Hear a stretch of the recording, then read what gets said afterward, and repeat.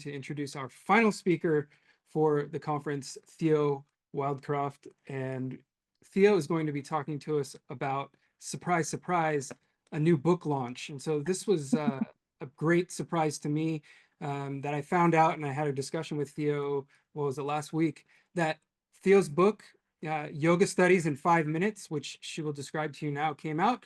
And so we celebrate this with you, Theo. We congratulate you. I'm clapping my hands here, as our audience around the world, to hear about this wonderful, newly published book, which I know is fresh off the press. So please tell us about it and all the work that went into making this wonderful volume. Over to you. Thanks, Chris. Everyone can hear me okay. I'm aware of kind of connection issues generally, so I'm going to try not to talk too fast in the hopes that that will get over any connectivity issues we're having. So I think that the useful thing to do is first of all to point out this is very last minute. In the book, all of a sudden the book was published. It's been a long time coming, and then it sits with the publishers for quite a while before suddenly it comes out. It's also important to note that the book, it's not just me involved in it, and I'll explain that in a moment. But one of the most important people, obviously, to mention is Barbara Sojkova, who's my co-editor for the book, who can't be here today because she's in the Alps and she only has 3G coverage. So she texted me not 15 minutes ago to let me know she wasn't going to make it. But it's important to know, moving on from Martha's description of her research with reason. I've got my eye quite closely, I think, on this research because it's so important and because it really flows on from my own PhD and work with some of you will hopefully know on post-lineage yoga. So the interesting thing for me is that this crisis that happens in some, if not many, MA programs is part of a wider crisis in authenticity and authority that happens for a lot of yoga teachers whenever they come across a substantial body of knowledge that turns their yoga from something unified into something plural, basically. And it's kind of interesting that that is the definition of post-lineage yoga. The post-lineage yoga describes that crisis, although ironically, that gets misunderstood in many people's kind of descriptions of what post-lineage is. So people will talk about post-lineage as being anti-lineage or non-lineage. It's not. It's that moment of crisis when you're moving beyond just listening to your own teacher. That's important because that tells us something as well about how research is done and how research is disseminated. And in the process of my PhD, for example, whilst the term post-lineage yoga went viral, it went viral with a lot of misinformation attached to it. And a lot of assumptions were made about how research gets done and how knowledge is produced in the academy as well. And I think that's what's important to talk about when talking about this book, Yoga Studies in 5 Minutes. It's really important, I think, that we understand that the other side of this equation, the other side of the equation from practitioners, those practitioners who are deeply invested in finding new knowledge and discovering, joining MA courses or signing up for yoga studies programs or, buying this book. On the other side of that is also scholars who are majority also practitioners, who are also working with very little resources. And I think your average yoga teacher would be shocked to find out how little resource there is in the academic production of yoga studies in many ways. And I remember when I was working for the Center of Yoga Studies at SOAS, for example, I would relatively regularly have people asking to come and visit the center, and I had to explain to them that the center did not exist beyond, my office and wherever Jim was at the time and wherever one of our speakers are. So all that to say that this book is the production of knowledge by around, I think we have 40 different contributors by Barbara and myself, and that none of us will get in any way significantly paid for that work. It has been many years to make that, to kind of put this together. But our aim and intention is part of a wider series, right? And this wider series by Equinox Publishing, which is a really interesting one, which is what if you got actual experts in subject matter to give you accessible, really digestible answers to kind of some of the frequently asked questions about research. And so there's a series of books. I already have the kind of Hinduism in 5 minutes, for example, and Buddhism in 5 minutes on my shelf, and indigenous religions in 5 minutes as well, all of which are really good books. The reason why they're called in 5 minutes is because the idea is each and every entry can be read in 5 minutes. So that if you're going to, for example, want to know what is the difference between pre-modern Hatha yoga and modern Hatha yoga, that maybe getting the answer for that written by Jim Mallinson in something that's 1,200 words long and that gives you the answer as succinctly as possible might be an interesting thing to attempt. Those of you who are academics will understand how difficult it was to write a lot of these entries for the people who were involved in it. And a number of you are kind of here because it's really hard to boil down the product of sometimes years and years of research into something that is understandable and digestible. And that's not, that just because nobody has the time necessarily to read thesis after thesis after thesis, or book after book after book, or research paper after research paper after research paper.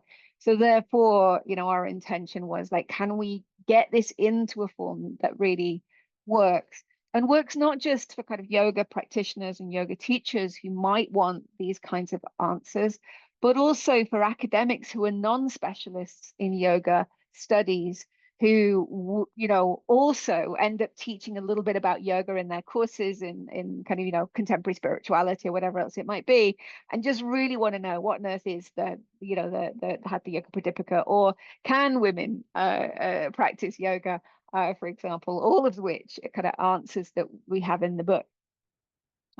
So I think all of that is really important. There are other things that are important about the books. It's one of a number of books that I think it's my third book now. Yes, third book published.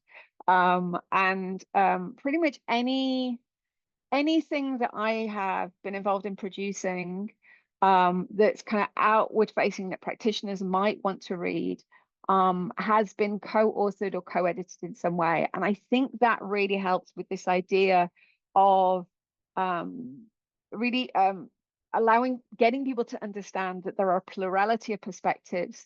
There's a plurality of answers to any given question, right? So even though you've got one scholar answering a question in something you can read in 5 minutes, it also then sits alongside lots of other questions that are answered by very different scholars. So you'll get slightly different perspectives depending on just what question you're asking and just which what specialism in effect you're asking the question from. So really simply, if you're asking, for example, can women practice yoga, who are you asking, right? And from what kind of perspective do you want an answer? Do you want that to come from the kind of philologist who's looking only at ancient text? Do you want that to come from the sociologist or anthropologist who's looking at contemporary practice, or the historian who's looking at the history of modern yoga in particular contexts?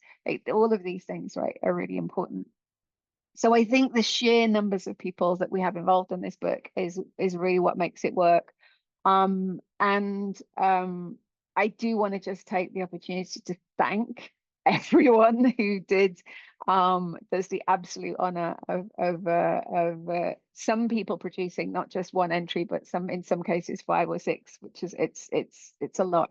And I think that if there's anything harder than writing an entire chapter or any book or an entire book or even a conference paper, I think it's writing something that's 1,200 words long that a non-specialist can understand.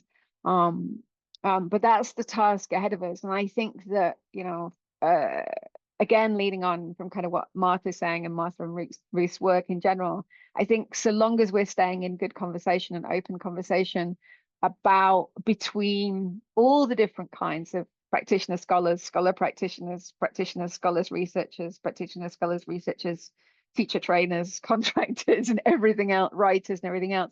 so long as we're still having good conversations between us, then hopefully we can figure some of these things out together.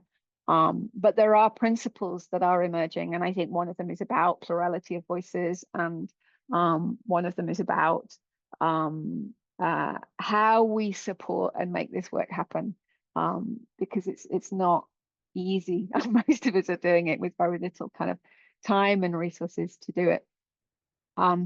So yeah, I guess it's only at that point really remains me to wave the book again. It's literally just out. Please do grab yourself a copy if you're interested. It is one of the reasons why I like publishing with Equinox, is because the books are reasonably priced for they're not just priced for academic libraries. They are, I think it's around kind of 20 quid for a paperback, and there's an ebook version as well. And I think that's about it. I can tell you the sections. I won't go through all 60 entries we have in here, but I'll tell you the sections we have in here. We have a number of questions around it's essentially each entry is a question and then an answer, if that makes sense. So we have a section on what is yoga, from everything from, has yoga always been associated with Hinduism, to kind of what is Sanskrit, and so on. We have what's the point of yoga? So, do yogis want to transcend or transform the body? Does a yogi need to renounce the world? That sort of thing. Is yoga healthy? Kind of interestingly provocative. So is it safe? Is it good for your health? What's the role of kind of diet in yoga? What's the relationship between yoga and Ayurveda? We have how do you practice yoga? So everything from what life does the supposedly ideal yogi lead, right the way to why do yogis go upside down, which is and I just love the title of that one, because anybody who knows anything about yoga thinks it's an interesting question. How do you study yoga? So how do academics study yoga? Does a yoga need to be part of a lineage? These kinds of things. How do you teach yoga? What is a guru, for example? How did modern yoga develop? So that gives us the history, and we have photos in there, for example, describing how modern yoga has developed around the world, and what does yoga look like today, basically. So yeah, happy to answer any questions on the book, and generally on how we kind of have these discussions more productively between academia and practitioners.